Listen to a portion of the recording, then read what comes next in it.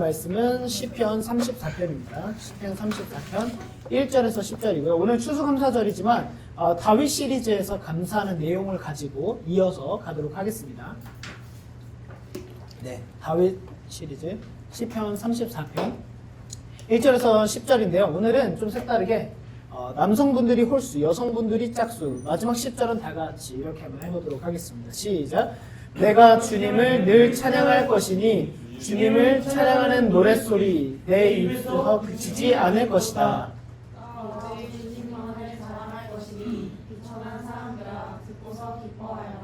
나와 함께 주님을 높이자. 모두 함께 그의 이름을 기리자. 내가 주님을 간절히 찾았더니 주님께서 나에게 응답하시고 내 모든 두려움에서 나를 건져내셨다.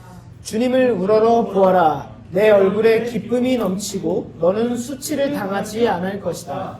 이 비천한 몸도 부르셨더니 주님께서 들으시고 온갖 재난에서 구원해 주셨다. 주님의 천사가 주님을 경외하는 사람을 둘러 진을 치고 그들을 건져 주신다. 너희는 주님의 신실하심을 깨달아라. 주님을 피난처로 삼는 사람은 복을 보인다. 주님을 믿는 성도들아 그를 경외하여라. 그를 경외하는 사람에게는 아무런 부족함이 없을 것이다. 같이 읽겠습니다. 젊은 사자들이 먹이를 잃고 굶주릴 수 있으나 주님을 찾는 사람은 복이 있어 아무런 부족함이 없을 것이다. 아멘.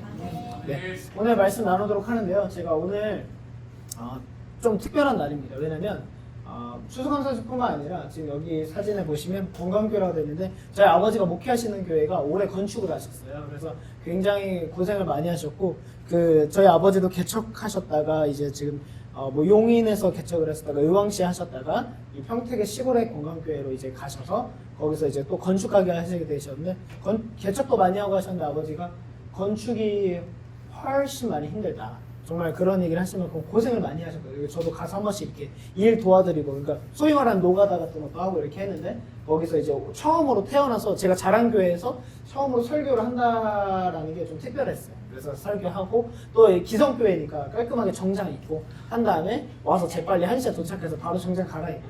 왜냐면 또 저희 교회는 정장 공포증이 있어요.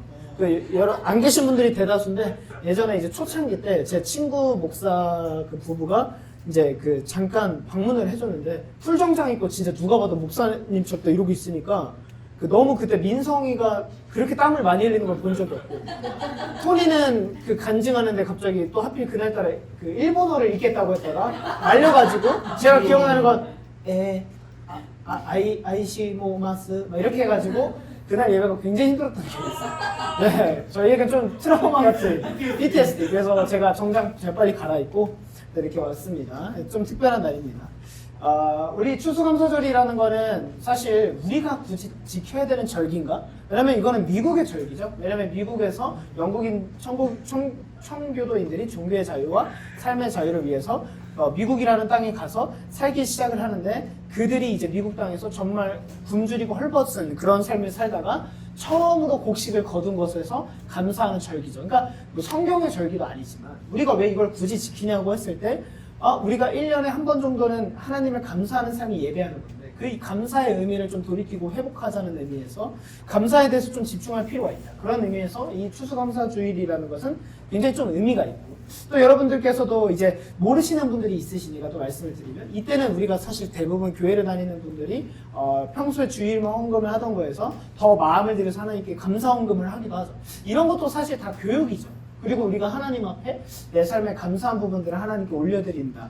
이런 훈련들을 해나가는 것이 결국 그 의미는 내가 가지고 있는 것보다 하나님이 더 귀하십니다. 이런 고백을 한다라는 거가 우리에게 좀 의미가 있고 특별하다 이런 것이죠. 근데 여러분 한 가지 질문하겠습니다. 우리 그리스도인들 예수님을 믿고 교회를 다니는 사람들에게도 고통과 고난은 올까요 안 올까요?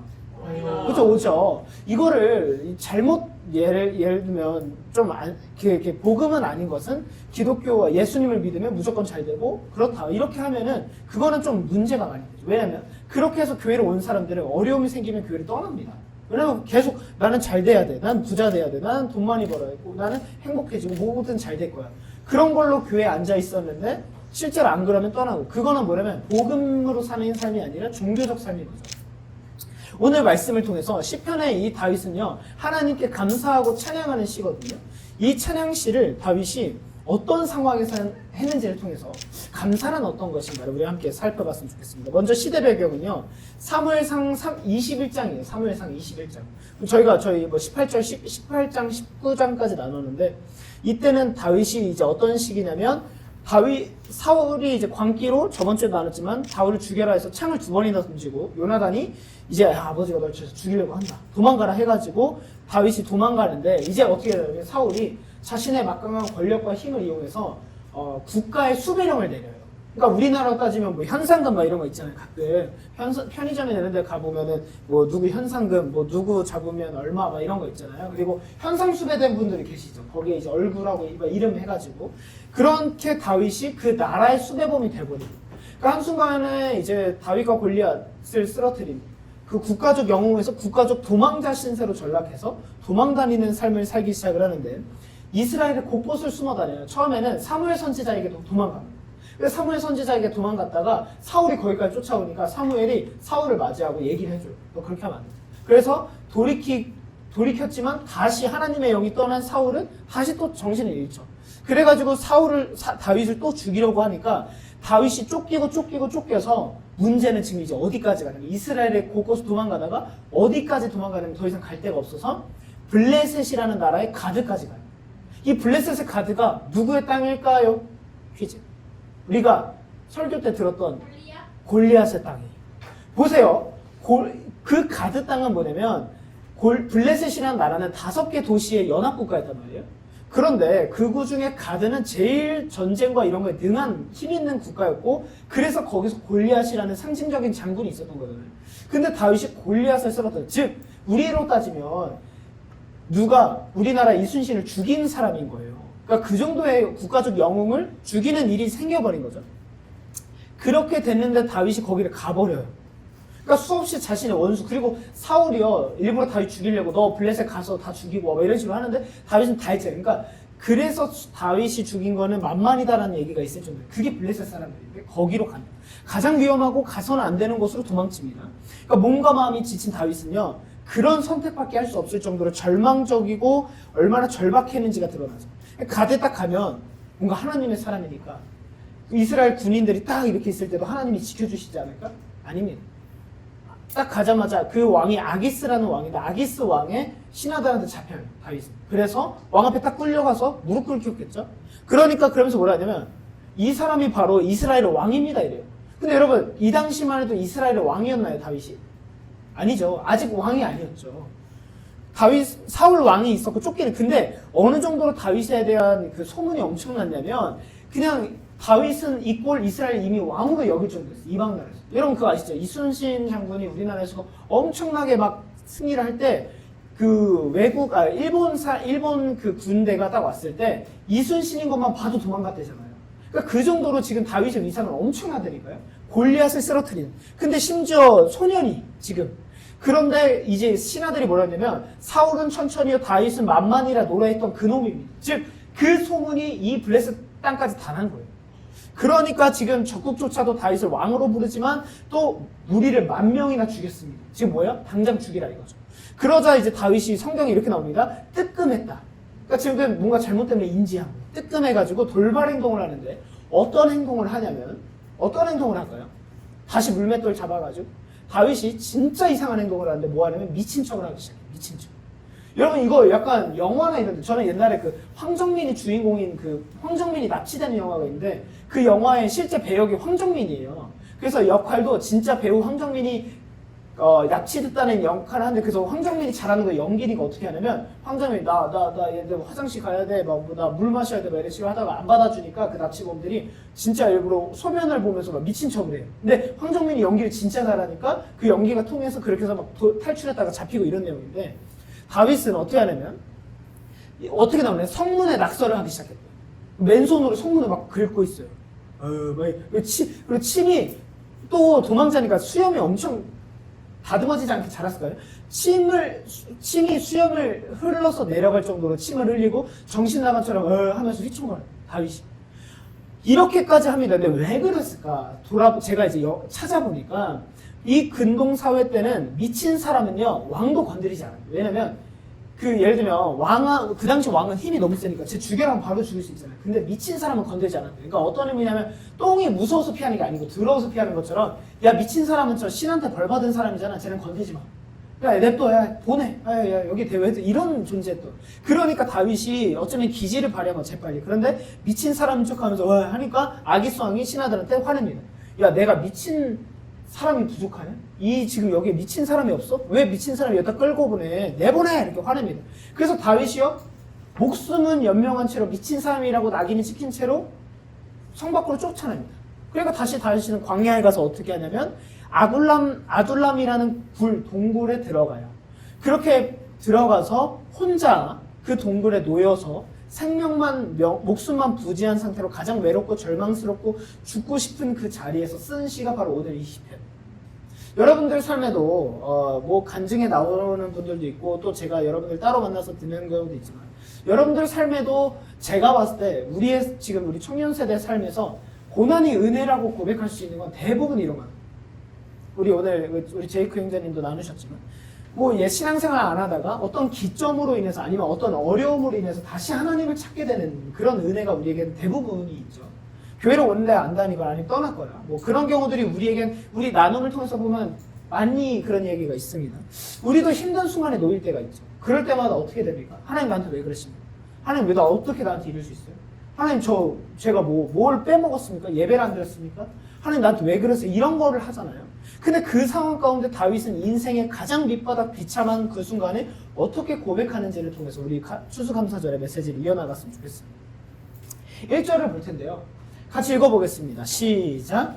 내가 주님을 매일 찬양할 것이니 주님을 찬양하는 노랫소리 내 입에서 그치지 않을 것이다. 자, 동굴에 아무도 없이 제 생각에 막 눈물도 흘리고 하지 않았어요. 얼마나 비참해요.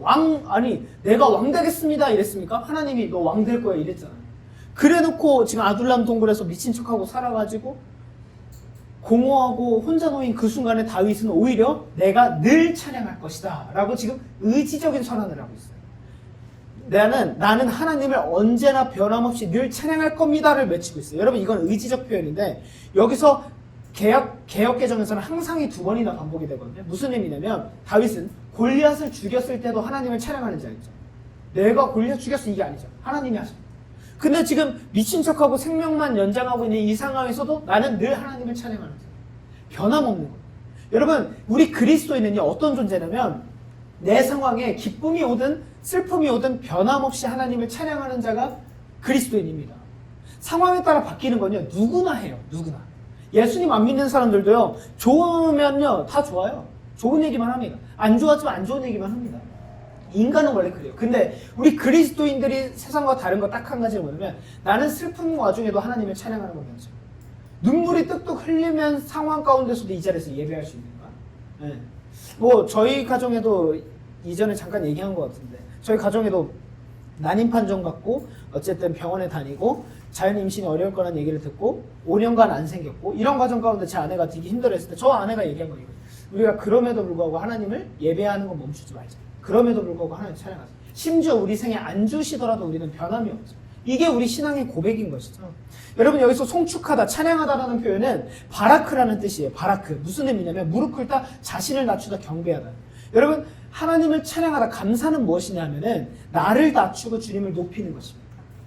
여러분 그 소원이라는 찬양에 나의 자금을 알고 그분의 크심을 알며 이 찬양이 있죠. 저는 이 가사를 참 좋아하는데 감사는 이거예요. 바라크. 나의 자금을 인정하고 하나님 저는 아무것도 아닌데 하나님이 위대하십니다. 하나님이 크십니다. 하나님이 영광 받아주시옵소서. 제 상황에 허락되지 않더라도 하나님 영광 받아주십시오. 제 상황이 힘들더라도 하나님 제 삶이 기쁩니다. 하나님 영광 받아주십시오. 제 삶이 너무 잘 됐습니다. 드디어 제가 갖고 싶은 걸 가졌습니다. 하나님 영광 받아주십시오. 변함없는 태도와 자세를 하나님이 원하시고 그것이 감사의 첫 번째 근거라는 거예요. 여러분들이 어떤 상황에 감사하는 것이 아니라 모든 상황 가운데 감사하시길 주님의 이름으로 축복합니다. 그럼 두 번째로 2절에 보면 나 오직 주님만을 자랑할 것이니 비천한 사람들은 듣고서 기뻐요. 여러분 다윗이 지금 자랑할 게 있습니까? 지금 다윗이 자랑할 게 있을까요? 아니 지금 옷도 냄새나고 막 며칠째 굶고 막 이랬지 않겠어요? 다윗이 자랑할 게 없는데 자랑한대요 지금. 약간 진짜 미친 거죠. 저는 오히려 그 아기스 왕 앞에서 미친 척하는 것보다 이게 더 미친 사람인 것 같아요. 아니 진짜 미친 거 아니에요? 자랑할 게 없는 아무것도 없이 이러고 있는데 나는 여호와를 자랑합니다. 막 이래요. 하나님을 자랑합니다. 아니 자랑할 게 아무것도. 여러분 우리는 사실 다윗보다 훨씬 더 감사할 상황이죠. 많은 것들이 있죠. 다 갖췄죠. 갖고 있는 것들이 많죠. 근데 다윗만큼 우리는 자랑하지 못합니다. 다윗은요 여호와 오직 여호와 주님만을 자랑하겠다라고 합니다. 이건 뭐냐면 여러분 기독교 신앙은 체험의 신앙이라고 말씀드렸죠. 머리로 하는 신앙이 아니에요. 다른 종교들에서는요 머리로 아는 지식들이 대부분인 것처럼 느껴질 때가 있지만 우리 기독교는 다르게 하나님께서 나와 함께 하시고 하나님이 나의 삶을 인도하신다는 걸 믿는다는 거죠. 예를 들면 제가 이건 할 수 없을 것 같아요. 믿음으로 한번 해보자. 이거 진짜 일반 사회에서 하면 가스라이팅이에요. 그렇지 않아요? 예를 들면 지연이가 우리 그레이스가 직장 다니는데 초과된 자기 역할이 아닌 거를 막 위에 상사가 해요. 자기 일을 시켜. 너 이거까지 해? 저 이거 제 일 아닌데요? 저 이거까지 하면 너무 힘들어요. 아니야, 너 할 수 있어. 왜 이렇게 믿음이 없어? 가스라이팅이라니까요? 진짜 가스라이팅이에요. 근데 우리 기독교인들은 이 말을 잘합니다. 왜요? 겪어봤기 때문이죠. 내가 예를 들면 제가 가진 재정으로는 이걸 할 수 없는데 도전해봤어요. 하나님을 위해서. 그러니까 하나님께서 정말 예상치 못한 걸로 채우시는 걸 경험하는 거.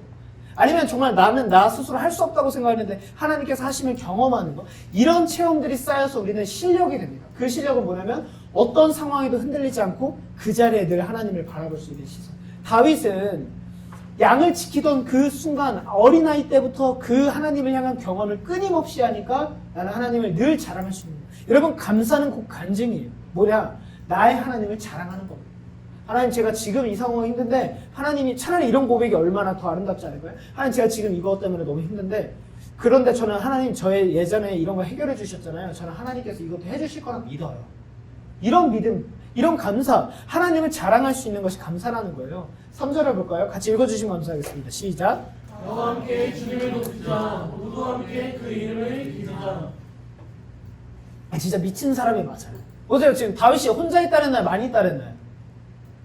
혼자라 그랬잖아요. 근데 나와 함께 주님을 높이자. 무슨 많은 사람들이 있을 때 개선 장군, 승리한 장군이 나와 함께 주님을 높이자 하면 우와 할 것 같은 상황인데 동굴에서 메아리밖에 없었을걸요 아마. 나와 함께 주님을 높이자. 이런 상황일 거란 말이에요. 근데 다윗은요 뭐 되는 것처럼 뭐 되니? 아무것도 안 됐는데 뭐 되는 것처럼 저러고 있어요. 근데 왜 그럴까요? 다윗은요 하나님의 약속을 기억했거든요. 내가 너와 함께 할 뿐만 아니라 너를 왕으로 세울 거야. 그러면 다윗은 뭘 느끼고 있냐면 아무것도 없지만 하나님께서 나에게 사람을 보내주실 거라는 믿음이 있어요. 왜냐면 하나님이 나를 왕으로 세우겠다 하셨으면 내가 아무리 힘들어도 그 약속은 틀림이 없는데 그렇다면 하나님께서 나를 왕으로 세우실 때 언젠가 사람들을 보내주시지 않을까? 이 믿음과 확신이 있었던 거예요. 그래서 나와 함께 주님을 높이자라고 경배하고 이미 있는 거예요. 이미 수많은 사람들이 있었던 거죠. 이걸 믿음의 고백이라고 하죠. 여러분 더 웃긴 게 여기서 지금 오늘 사무엘상 21장이 배경인데 22장 2절에 보면요 400명을 하나님께서 갑자기 보내주십니다. 엄청나죠? 아니 근데 여러분 생각해보세요. 다윗이 그럼 뭘 갖고 있었어요? 아니 힘든 사람 오면은 뭐 줄 수 있는 게 있었어요? 아무것도 없었다니까요. 다윗 동굴에 있는데 400명이 와요. 근데 어떤 사람들을 하나님이 보내는 줄 아세요? 능력 있고 힘센 장군들을 좀 보내서 다윗을 지켜줘야 될 것 같은데 놀라운 게 다윗 주변에 환난당한 자, 그러니까 고통 속에 있는 자, 빚진 자, 그리고 억울함과 오해와 원통한 마음을 갖고 있는 사람만 400명을 하나님 보내세요. 와, 이거 진짜 쉽지 않죠. 근데 왜 그럴까요? 지금 여러분 기억하셔야 돼요. 이 배경은 광야인데 여러분들이 만약에 광야를 걷고 계시다면 그 광야는요 하나님께서 여러분들을 하나님의 사람으로 만드시는 왕의 수업 기간인 거예요. 광야는. 지금 이스라엘 왕은요 어떤 왕이 정말 필요했던 거냐면 사울처럼 힘있고 잘생기고 능력 있는 왕이 아니라 그 이스라엘의 목자 같은 그 백성들을 정말 목자된 심정으로 살아가고 이해해주고 품어줄 수 있는 왕이 필요했던 거거든요. 하나님은 지금 그 훈련시키시는 거예요. 다윗 너도 힘들어봤지? 그러면 힘들었던 사람은 힘든 사람의 마음을 이해합니다. 그래서 이렇게 아프고 병들고 고통받고 지금으로 말하면 지금 말로 하면은 진짜 파업한 사람, 아니면 환자들, 이런 사람들이잖아요. 그 사람들의 마음을 너 이해할 수 있지 하고 하나님 맡기신 거예요. 근데 어떻게 했을까요, 다윗이? 안 봐도 뻔하죠. 이 400명이 최선을 다하지 않았겠어요? 울고 있는 사람들 옆에 가서 같이 울지 않았겠어요? 나 골리앗 쓰러뜨린 나인데, 다윗인데, 나도 이렇게 살고 있어. 괜찮아. 우리 한번 견뎌보자. 하나님이 살아계시고. 다윗이 이렇게 하지 않았겠어요? 그러니까 나중에는요, 동굴 도망자가 다윗이요, 600명까지 사람이 늘어납니다. 여러분, 제가 이번 주에 이렇게 목회자 그 컨퍼런스를 갔다 왔죠. 라이트하우스 컨퍼런스 갔는데, 이제 저희 교회가 나노처치가 이제 그래도 이게 조금 소문이 났어요. 첫 번째로는 뭐냐면, 나노처치 인스타를 그래도 한 번씩 다 봤더라고요. 신기하게. 그러니까 기독교 인스타 알고리즘을 보는 사람들, 특히 목사님들은 기독교께 많이 뜨거든요. 그러니까 이렇게 보다 보니까 이제 뭐 나노처치 리스 이런 거 뜨는데 그 친구 누구냐고. 그래서 그거 나보고 뭐라는 줄 아세요? 아니 난 진짜 신기해. 그러니까 다른 사람이 보는 관점으로 저보고 뭐 배우하는 친구네요. 그래서 아니고 그냥 저희 교회 뭐 리더면서 사실 전도사고 그런데 에? 막 이래요.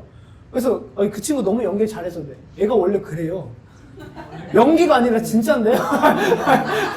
네, 막 그런 리스를 이제 보신 거죠. 막 그러면서 하는데, 이제 막 그러면서 나노처치 보고, 그래서 어떤 목사님이 이랬어. 나노처치는 약간 스컬한 교회인 것 같아. 그러니까 그런 이제 교회 소개를 하라고 해서 저희는 3월에 개척했고, 청년 3명과 개척을 했고, 지금 뭐 이렇게 얘기를 하거든요. 단톡방에는 23명 정도 있으니까 엄청 놀라시더라고요. 그래서, 그렇구나. 이러고 있는데, 뭐 저희는 예배 시간에 뭐 크록스 신어도 되나? 이 정도 문제가 아니다. 저희는 뭐 그냥 안 믿는 사람들도 오는 교회이기 때문에 뭐 하고 예배 시간에 스컬 막 이런 것도 한다. 그리고 저번에는 이제 누가 갱은 하지 말라 그랬더니 그 목사님이 뭐라 해야 되나 나노처치 약간 스컬한 교회인데요? 이런데 약간 괜찮은 거예요. 스컬한 교회? 좀 괜찮네. 약간. 근데 우리 나노처치가 그런 교회로 있죠. 근데 우리 그런 나노처치가 감사하게 이제 제가 들었던 이제 나노처치 방문했거나 이제 했던 목사님도 했던 얘기가 잘 그런 얘기를 해요. 나노처치는 누가 와도 교회에서 좀 마음을 열고 함께 할 수 있는 교회인 것 같다. 그러니까 좀 장벽이 높지 않은 교회라는 거죠. 근데 저는 그게 참 감사했던 게, 여러분 보십시오. 교회라는 것은 원래 어렵고 힘든 사람들이 와서 은혜로 회복되는 과정이 교회인 거죠. 잘 되는 사람들은 교회 잘 안 옵니다. 우리 교회는 누구나 와서 행복을 함께 누릴 수 있느냐는 굉장히 중요한 것이겠죠. 나노처치 왔더니 나도 너무 즐겁고 행복해. 그러면 어떻게 해서 여러분들이 자연스럽게 우리 교회 올래? 우리 교회에서 전도를 제일 열심히 하는 부류는 누구냐면 교회 온 지 얼마 안 된 사람들이에요. 그리고 자기 주변에 안 믿는 사람들이 있는 사람들. 근데 저도 이 생각이 있었어요. 저도 부교육자 생활할 때 전도는 하고 싶은데 내가 사역을 하고 있지만 내가 담당하는 사람이 아니면 쉽게 우리 교회를 못 오게 오라고 못 하겠는 상황이 있어요. 예를 들면 저는 청년분들, 청소년이에요. 우리 교회 와 하고 싶은데 우리 교회 청소년부가 잘 안 돼 있거나 너무 딱딱해, 안 좋아. 그러면 못 데려오잖아요. 한 번 왔는데 별로 안 되니까. 그런 것처럼 우리 교회가 행복한, 그래서 요즘 우리 얼마 온지 아는 나연이도 막 전도한다고 그러고 참 이게 신기한 교회죠. 신기해요. 근데 무엇을 말하고 싶으냐면 여러분 가장 행복한 교회, 가장 행복한 목사, 가장 행복한 성도는 누구냐면 어떤 사람들이냐면 가장 성공한 사람은 가장 행복한 사람인 거예요. 행복한 사람 옆에 사람들이 붙습니다. 늘 불평불만하고. 여러분 저는 이제 개척했으니까 개척한 목사님들 중에서 막 힘드시니까 이해가 돼요. 막 개척했는데 막 성도들 한두 명밖에 없고. 여러분 그러다 보면 사람이 어떻게 삐뚤어지기 쉽냐면 큰 교회 목사님 욕해요. 야 거기 교회는 막 뭐도 돼? 막 뭐 거기는 뭐 재정 어떻게 한대? 뭐는 어떻게 한대? 근데 여러분 행복한 사람은 남을 비난하지 않습니다. 그냥 내 삶을 감사할 뿐만 아니라 오히려 행복한 사람은 내 옆에 사람들을 챙기기에 바쁘죠. 우리 나노처치는 우리 교회 안에서의 행복함과 기쁨과 은혜를 주변에게 나눌 수 있게 주님의 이름으로 축복합니다. 그래서 여기서 광고가 다음 주에는 나노데이를 한다. 나노데이는 드디어 빌드업 좀 좋았죠. 그래서 다음 주에는 뭘 할 거냐면 이 신부동에 나가서 우리 같이 조끼 입고 이제 담배공원 가서 담배 줍는 걸 할 겁니다. 여러분 그걸 할 때 비로소 나는 진짜 낮아질 수 있구나를 경험해요. 담배를 줍고 있는데 옆에서 담배 피다가 담배를 떨어뜨렸을 때 다윗이가 갑자기 형님 진짜 저 못 참습니다 이래서 다윗아 참해라. 우리 교회에서 왔다. 참아라. 우리 교회에서 왔어. 화내는 거 아니야. 근데 갑자기 제가 걔를 참으라고 하고 제 옆에 있는데 제 옆에 제가 담배를 줍고 있는데 담배를 이렇게 던지는데 저도 모르게 야 할 뻔했어요. 그래서 이거 겸손해질 수 있는 시간이에요. 그래서 그거 마치고 다음 주는 예배 마치고 그거 하고 바베큐 파티도 오랜만에 하려고 하거든요. 더 추워지기는. 그러니까 또 그때는 예수님 안 믿는 사람들 오셔서 교회라는 공동체 사람들이 나쁘지 않구나. 꼭 온다고 예배 드리는 게 아니구나를 좀 알 수 있고 할 수 있었으면 좋겠고, 또 12월 6일 날 우리 연탄봉사 가죠. 이거 여러분 꼭, 왜냐면 나노처치에서 15명은 가야 돼요. 15명. 이게 무슨 말이냐면 지금 여러분들 15명 있거든요. 아 진짜야. 아 제가 이게 의도한 게 아니라 나노처치에서, 그러니까 나노처치에서 15명은 가야 돼요. 그리고 이게 한 최소 40명이어서, 그러니까 다른 교회들도 연합을 하는데 나노처치에서 15명이 가야 되는데, 신기한 게 지금 오늘 딱 15명. 여러분 이 정도면 안 오면 주님이 이러면 안 되지. 죄송합니다. 같이 갔으면 좋겠어요. 그래서 여러분 그 연탄봉사가 션 이런 분들도 한 거 알죠? 그래서 나노처치에서 헌금도 해가지고 하고, 대학생들은 그 2시간밖에 안 해요. 원래 9시인데 저희가 대전으로 가거든요. 그래서 저희가 스타렉스도 빌렸어요. 그래서 차 한 대 타가지고 대전 가가지고 그거 할 건데 10시부터 한 2시간 정도밖에 안 한대요. 그래서 2시간 정도 하고 대전에서 밥 맛있게 먹고 또 우리끼리 조금 그렇게 하다가 돌아오면 되는데, 학생분들은 그 봉사 시간 5시간 준대요. 그래서 혹시 봉사 시간 필요하신 분들 하시고, 션 이런 연예인들도 많이 봉사하시잖아요. 그래서 그분들은 찾아보니까 연탄이 없으면 진짜 살 수 없는 그 대전의 판자촌에 가서, 그분들이 연탄이 없으면 못 사는 정말 힘든 분들에게 우리가 주는 거니까 생명을 나누는 거래요, 그분들에게는. 그러니까 꼭 참여할 수 있었으면 좋겠고, 15명 있습니다. 네, 이제 4절 보도록 하겠습니다. 4절. 주님께 간절히 찾았더니 주님이 나에게 응답하시고 내 모든 두려움. 여러분, 첫 번째, 하나님은 자신에게 간절히 찾는 자를 외면하지 않으십니다. 하나님은 하나님의 필요에, 하나님께, 그렇잖아요. 너는 내게 부르짖으라. 내가 너에게 응답하겠구나는 약속을 이미 하셨어요. 하나님께 부르짖고 간구하는 걸 응답하십니다. 그런데 그렇게 응답을 받은 사람의 태도는 뭔지 아세요? 두려움이 사라져요. 뭐야? 깜짝 놀랐네. 갑자기 사라진 거죠. 그런 건가? 난 능력이 뭔가, 난 귀신 나가고 이런 건 줄 알았네. 아니, 갑자기, 제가 두려움이 사라집니다는데 갑자기 승희가 갑자기 이러길래, 이거 약간 오해받을 수 있어. 약간 뭐 이상한 역사 나간 줄 알았어, 나 진짜. 이게 그 말로만 듣던 귀신 나가는 건가? 나 깜짝 놀랐네. 제가 당황스러워요. 네. 두려움에서 우리가 사라진다는 거. 여러분, 여러분, 어떤 사람들이 있냐면요. 어떤 사람은요, 없어도 감사하는 사람이 있어요. 그쵸? 저 사람은 나보다 가진 게 없는 것 같은데 막 감사하고 즐거워해요, 항상. 그런 사람을 보면 막 배우게 되죠. 근데 있어도 두려운 사람이 있어요. 하나님 이것만 저에게 주신다고. 근데 맨날 받았어. 그래서 축하해주는데 맨날 두려워요. 근데 저 이렇게 되면 어떡하죠? 그러면 이제 속으로는 네가 없었을 때 생각을 해봐야 쉽지만 그럴 수 없으니까 또 위로를 해주겠지만, 하나님이 주셨으면 감사하고 기뻐하면 되는데 계속 두려워하고 걱정만 한다? 이거는 감사의 태도가 아니에요. 하나님이 주셨으면 하나님이 책임지신 줄도 믿습니다. 그리고 우리의 모든 주인이 하나님께 있다라고 하면은 우리 상황에 따라서 두려워하고 아리고 이 차원이 아닌 거예요. 하나님이 날 책임지시는데, 하나님이 역사하시는데. 여러분, 마지막 9절 보겠습니다. 같이 읽겠습니다. 시작. 주님을 믿는 성도들아, 그를 경외하여라. 그를 경외하는 사람에게는 아무런 부족함이 없을 것이다. 여러분, 지금 다윗은 그 상황 가운데 뭐라고 고백해요? 주님을 경외하는 사람은 부족하며, 자기 지금 부족하며, 음식도 옷도 사람도 없는데 왜 그럴까요? 여러분, 하나님을 경외한다라는 건 뭐냐면 진짜 왕이 하나님이심을 인정하는 거죠. 내 삶의 주인이 하나님이에요. 그러면 뭐예요? 하나님은 내 필요를 아셔. 근데 하나님이 나에게 이렇게만 허락하신다? 그러면 지금 이 삶이 나에게 최선이라는 걸 아시는 거죠. 여러분, 하나님이 줄 거 다 줬는데 우리가 교만해서 그러잖아요. 부자는 이제 천국에 가기가 낙타가 바늘기 가는 거 불가능하다 이런 표현까지 하시잖아요. 지금 하나님이 여러분들에게 원하는 걸 다 주세요. 그래서 여러분들이 교만해서 하나님을 떠나요. 그것이 하나님 뜻이고 진짜 복일까요? 아니면 이 땅에서 다 갖고 못하고 다 누리지 못했어도 하나님 은혜 안에서 그래도 정말 힘겹게 살아갔지만 그 생명을 다하고 하나님 나라에서 영화롭게 영원히 사는 거. 결국 하나님 백성이시기를 하나님 원하시는 겁니다.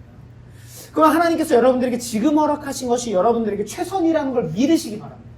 지금 나에게 허락한 가정, 지금 나에게 허락한 친구 관계, 지금 나에게 허락한 어떤 가족 문제든 재정 문제든 그 훈련이 여러분들에게도 지금 필요한 거예요. 그게 광야일지라도 다윗이 겪은 것처럼. 바울은 이렇게 얘기합니다. 나는 궁핍할 때, 나는 거지일 때, 가난할 때 처할 줄도 알고 부자일 때도 처할 줄 알아. 나는 그 가운데서도 나는 하나님을 향한 나의 사랑과 신앙은 변함이 없어. 이게 신앙인들의 가장 큰 실력입니다. 저는 그래서 예를 들면 막 옛날에 목사님들 그런 얘기 했거든요. 나는 우리 교회 성도님들이 잘 돼도 걱정, 안 돼도 걱정이에요. 무슨 말이지? 잘 되면 하나님을 떠날까 봐 걱정. 막 이런 걸 많이 보신 거죠. 어른들은 이제 막 기도하면서 막 기도해 주시고 했는데 막 교회에서 같이 기도했는데 막 뭐가 잘 됐어요. 해결이 됐어. 아니면 뭐 사업을 하던 게 풀리고 뭐 빚이 해결됐어. 그랬더니 교회를 떠나. 막 이런 잘 돼도 걱정. 안 돼도 걱정이래. 너무 어려워서 망해. 뭐 그것도 걱정. 근데 그게 아니라 저희는 잘 돼도 감사, 안 돼도 감사에게 주님을 축복합니다. 정말 이 삶과 신앙으로 살아가기 주님을 축복합니다. 이제 마지막으로 다윗은요, 그 감사가 어디서부터 나왔냐? 정체성으로부터 나왔어요. 뭐냐면 다윗은요, 사람들이 그럴 거예요. 야, 저 도망자 다윗 죽여라. 여러분, 사울 군대들이 쫓아다니면요, 그 모래 폭풍이 이랬대요. 3,000명이 쫓아다닙니다. 다윗을. 3,000명이 달려간다 생각해보세요. 모래 사막 같은데 모래 폭풍이죠. 그럼 다윗은 이따가 모래 폭풍이 뜨면 엄청 긴장하는 거죠. 오나? 근데 다윗은 자신을 도망자라고 규정하지 않습니다. 실패자라고 규정하지 않습니다. 나는 하나님의 사람이고 하나님이 나와 함께 하시는 사람입니다. 하나님이 날 책임지신다. 왜 두려워하지 않을까요? 너네들이 날 죽이려고 할지라도 나는 하나님의 뜻 안에서 살기 때문에 너네들도 하나님이 허락하지 않으면 날 죽일 수 없어. 이 믿음이 있는 거죠. 여러분, 그래서 성경에 어디에도 다윗은요, 하나님을 경외한다라는 표현에 사람에게 두려워했다라는 표현 자체가 없어요. 우리 그리스도인은요, 사람을 두려워하는 사람이 아닙니다. 하나님을 경외해야지. 직장에서 인정 못 받고 인간관계에 오해를 받고 재정이 불안정하거나 미래가 막히더라도 우리의 정체성은 변하지 않습니다. 우리는 하나님의 사람입니다. 아멘이십니까? 이제 마지막으로 말씀 마무리하려고 하는데 반주 한번 해주시면 좋겠습니다. 제가 사실 약속했거든요. 설교를 30분에 맞춘다. 좀 짧다고 느껴지시지 않나요? 안 느껴지시면 다음 주에는 다시 50분. 죄송합니다. 네, 이제 마무리하려고 하는데 저는 마지막으로 이렇게 비참하고 힘든 가운데 감사를 계속 올렸던 다윗을 왜 하나님이 사랑할 수밖에 없었을까? 다윗은 늘 나는 하나님의 사람입니다. 내 삶의 왕은 하나님이십니다. 굶주려도 하나님, 배불러도 하나님. 이 삶을 살았던 게 다윗이잖아요. 근데 다윗보다 더 비참한 삶을 사신 분이 계시더라고요. 누구냐? 가장 비참하고 버려진 인생, 바로 나사렛 예수 그리스도죠. 나사렛 예수 그리스도는요, 사람들에게 버림받았을 뿐만 아니라 제자들에게 배신당하죠. 베드로가 난 주님 위해서 목숨을 바치겠습니다 이래놓고 닭이 울기 전에 예수님을 3번이나 저주하면서 폭언하면서 쌍욕하면서 부인합니다. 거기에 심지어 이제 원어적인 해석에 따라다지만 폭력까지 썼다는 표현이 있어요. 예수님이 멱살을 잡으면서 난 당신 몰라. 그런 수치를 당한 예수님이 십자가라는 가장 깊은 동굴 속에 빠지셨을 때 예수님의 고백은 뭐였냐면 아버지께 내 영혼을 맡깁니다. 예수님의 고백이셨습니다. 여러분, 예수님께 우리의 삶의 고백, 하나님께 내 영혼을 맡긴 자는 두려워하지 않고 감사가 온전히 회복될 수 있습니다. 예수님은 미움 대신에는 사랑을, 두려움 대신에는 하나님을 향한 신뢰를, 원망 대신에 늘 감사로 고난을 이기셨습니다. 여러분들도 그렇게 고난을 이기시기 바랍니다. 그것이 바로 우리에게 주어진 예수 그리스도의 이 복음이자 하나님의 은혜인 것이에요. 나눠 감사의 고백 한번 하고 이제 마무리하려고 하는데요. 나눠의 감사의 고백. 우리가 여러분들이 오늘뿐만 아니라 오늘 한 주간뿐만 아니라 앞으로의 삶에서 늘 하나님께 감사했으면 좋겠습니다. 첫 번째 같이 하겠습니다. 나는 상황이 아니라 하나님 때문에 감사합니다. 아멘이십니까? 네. 나는 가진 것이 아니라 하나님이 해주신 일을 자랑합니다. 늘 간증하는 삶입니다. 아멘이십니까? 네. 3번 나는 어디에 있든지 하나님을 다시 왕으로 세우는 삶을 선택합니다. 아멘. 여러분, 우리 이제 마무리하려고 하는데 한번 기도합시다. 여러분, 다윗은 가장 밑바닥에서 이렇게 고백했죠. 1절처럼 내가 여호와를 항상 송축함이며 내 입술로 항상 주님을 찬양합니다. 팀 켈러가 이런 얘기를 했어요. 팀 켈러, 감사는 고난을 예배로 바꾸고요, 절망을 찬양으로 바꿉니다. 어떤 사람들은 예배도 고난으로 바꾸고요, 예배가 고난이 되고요, 찬양이 절망이 돼요. 그 삶이 아니라 우리의 삶에는 날마다 하나님을 향한 기쁨과 찬양과 감사가 넘치고, 없어도 감사, 있어도 감사, 잘 돼도 감사, 잘 안 돼도 감사할 수 있는 그 믿음의 신뢰와 실력을 가지시길 주님의 이름으로 축복합니다. 이 시간 함께 기도할 때 하나님,